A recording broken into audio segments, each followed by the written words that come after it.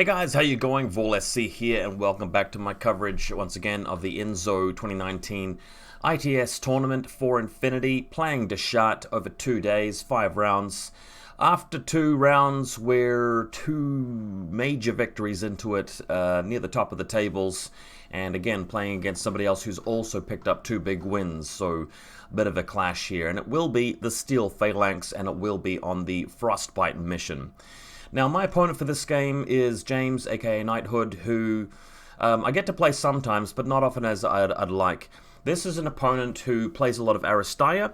He doesn't study and grind Infinity as, fanatically as I do, so a bit more of a casual player. I want to give you guys a bit of a spoiler alert before we go into this video. In fact, I'm just going to spoil it straight off the bat, actually, that this is a one-sided game. This turns out to be a bit of a stomp. 2 reasons. One, just as I said, my opponent a bit more casual than me, understandably. He plays more Aristaya than he does Infinity these days. That's fair enough.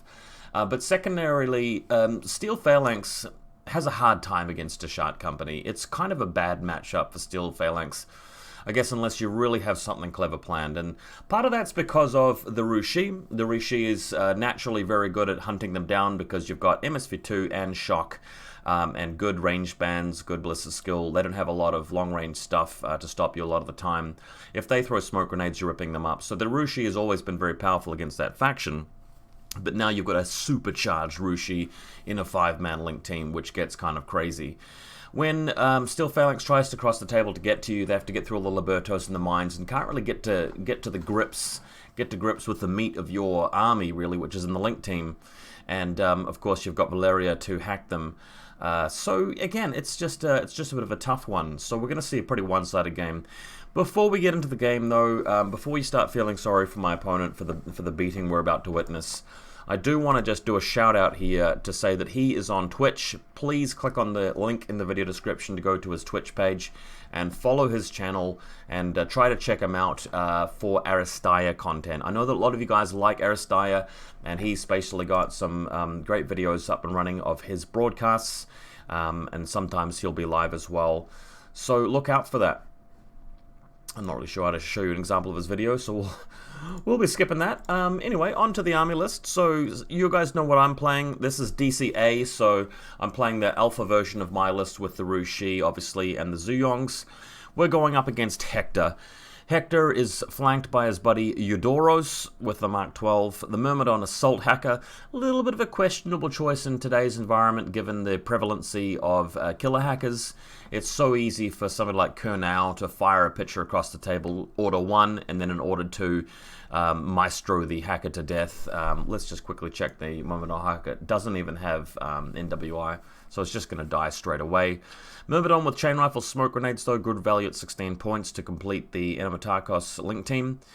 Thamiris, yeah, similar sort of thing. I mean, you've got a basic hacker, which is not bad for hack transport and that sort of thing, but there's no remotes to speak of to add assisted fire to, so I don't see the point of Thamiris.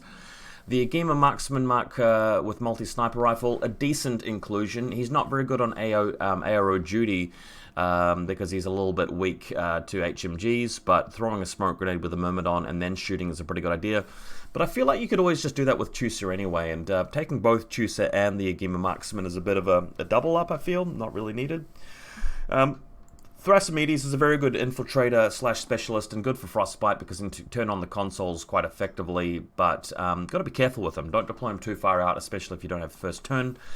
And the double net rod here, yeah, it's a bit risky. You got a 10 order limited insertion list. If they start dying, you are low on resources. I'd like to see the Thrasymedes, I'd like to see the Agema Marksman and the Thamiris hacker downgraded. Maybe the Assault Hacker as well, to some other things, maybe some flashball spots and so forth, just so we can pad the list out a bit more. So not my favorite list. I may not have recreated it perfectly in my mind. He's still missing 1.5 SWC and 5 actual points. But as the bat rep goes, we'll see each of these models, and you can tell me if you feel like I've made a mistake in reconstructing this list. Alright, let's get into it. So the dice are rolled. I'm opting to take first turn. Frostbyte is a mission where it's better to go second because then your data tracker moves out into the exclusion zone at the end of the game. But the game plan is just raw aggression, just turn after turn after turn of just pummeling them with that right hook.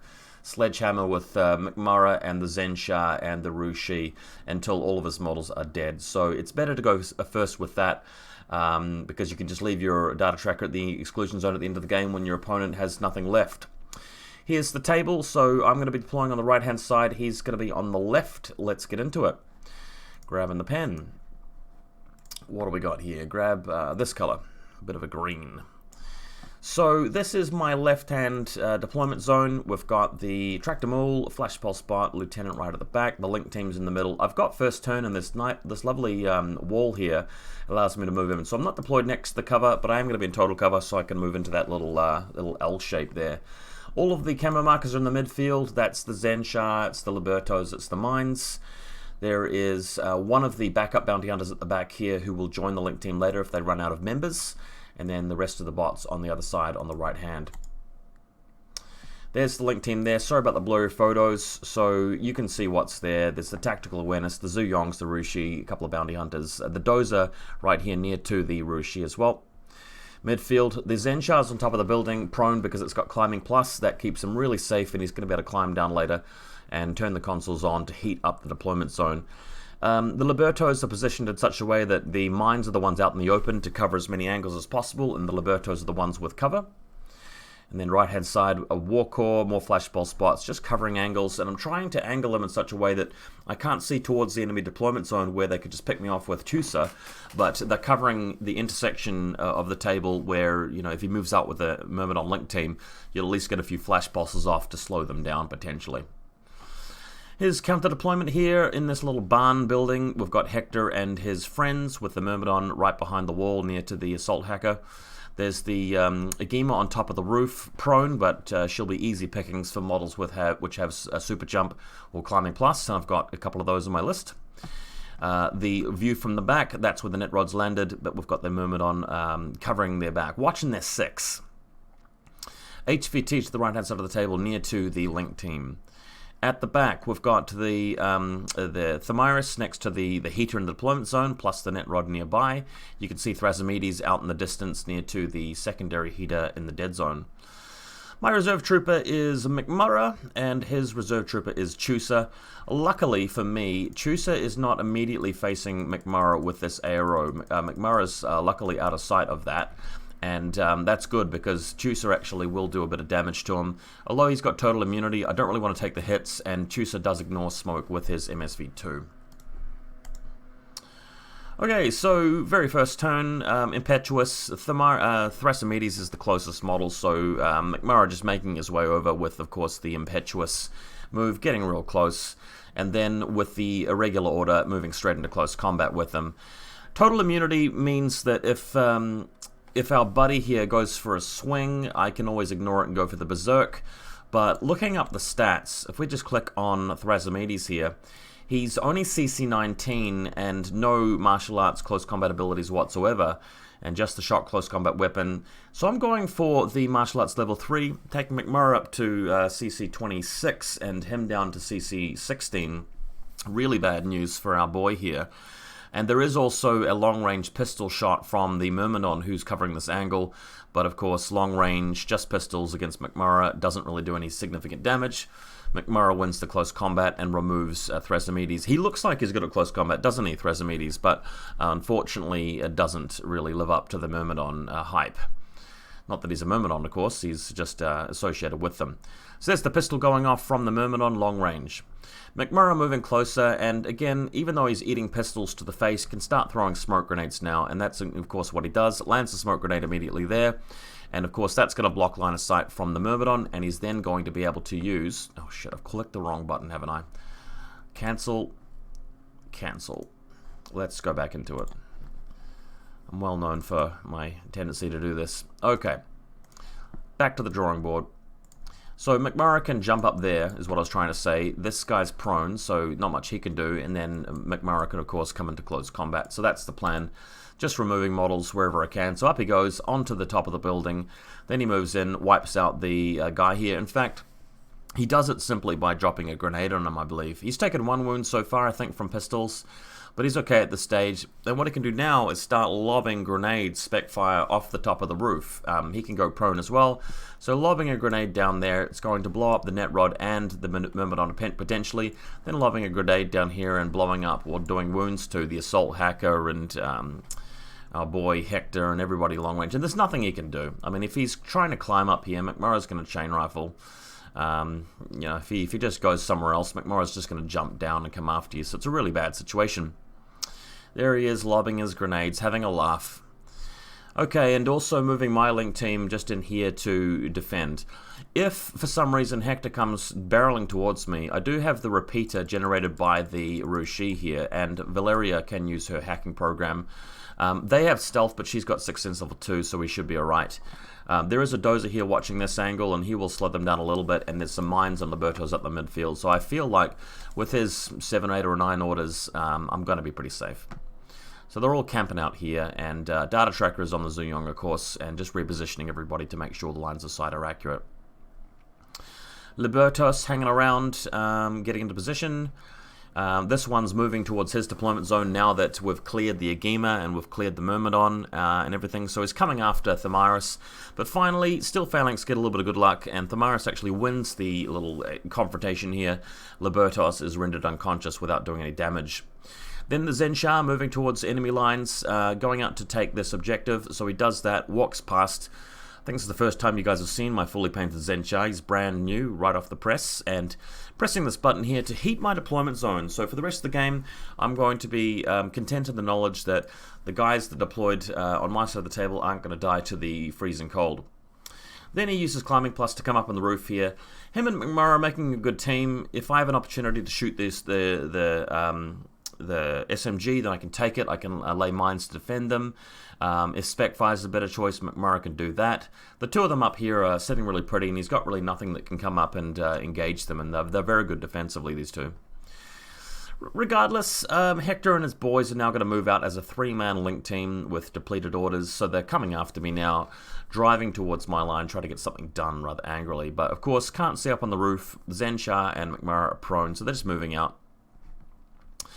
Then he comes in range of these Libertos, and my opponent's trying to shoot them, but he's picking the mine and failing to discover the mine, rather comically. It's like a comedy of errors at this point. This one back here with the square around it's actually the Liberto. My opponent wasting order after order trying to reveal and shoot them with various members of the link team and getting nothing done. One thing he does get done, though, is to move over into line of sight of the dozer, shoot at him with Eudoros, and kill the dozer at the very least. And I don't mind him doing that. He's going to have very few orders left to reposition, and then I'm just going to come after him and kill him. Chusa is able to go after this mine in this distance, but even Chusa unable to shoot the mine due to some hideous bad luck here, unfortunately. So Hector setting up shop over this side. We've got Eudoros as well, and everybody's content to just hang out here and bear the full brunt of the Zuyong link team, which I can tell you right now is probably not going to be a very good idea. Alright, so McMurray jumping down off the building with Impetuous and going straight for the throat. He's going after this Myrmidon hacker here, and they're having a bit of a confrontation. I believe that McMurray does get laid low by this because he's having to deal with the link team in general and doesn't manage to double chain rifle her successfully. Or does he? I can't 100% remember.